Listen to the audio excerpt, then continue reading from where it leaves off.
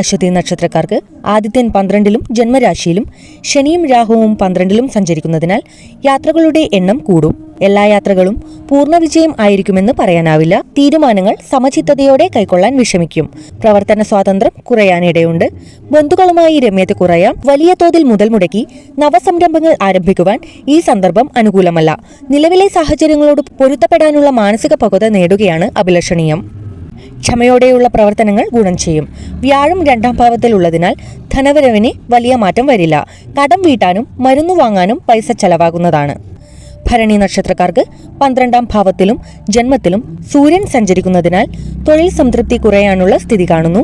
ശനിയും രാഹുവും ശുക്രനും മറ്റും 12-ൽ തുടരുകയാൽ സമാധാനഭംഗം ഉണ്ടാവുന്നതാണ്.